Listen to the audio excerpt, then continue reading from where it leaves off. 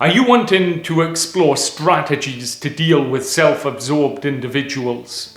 If so, great, because I'm summarising the key insights from this book by Wendy Behary, Disarming the Narcissist, Surviving and Thriving with the Self-Absorbed. Narcissists, let's first define them. They often have a personality style that's extremely self-centred.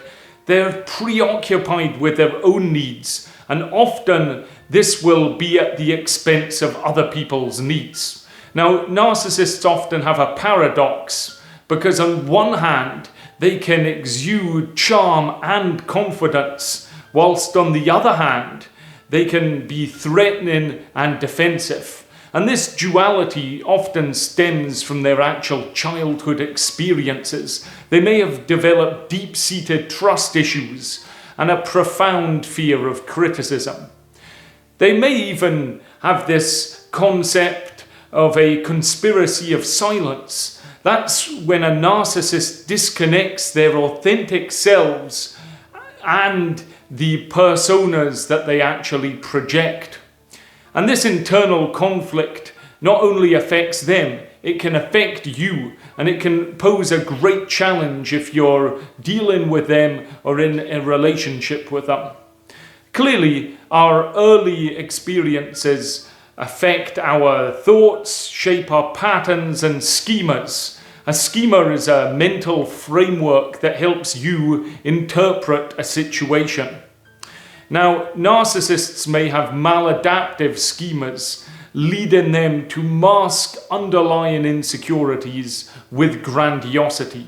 So it can be difficult to navigate a relationship with a narcissist.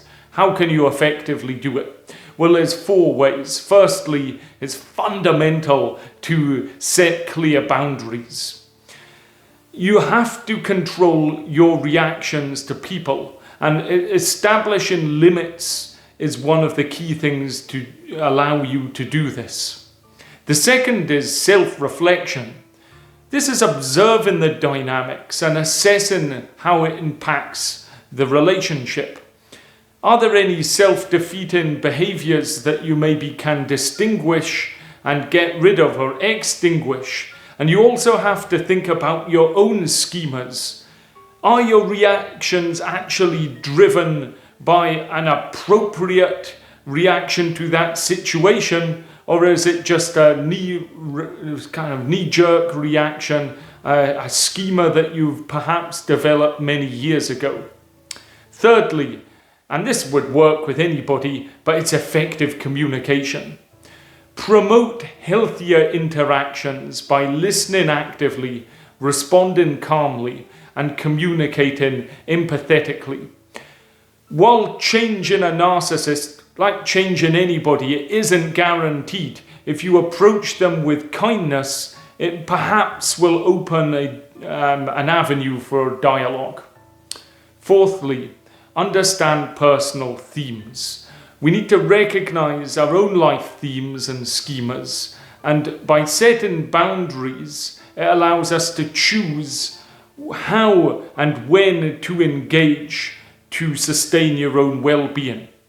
Now, a lot of these 4 points are about you, because that's what you can control. You cannot control the other person who may well be a narcissist. So by implementing these strategies, you can protect your own well-being, and that will allow you to foster a more balanced relationship. Thanks for watching. I hope these steps will help you have many key balanced relationships in your life. Feel free to subscribe, and I'll summarize more books that hopefully will help you.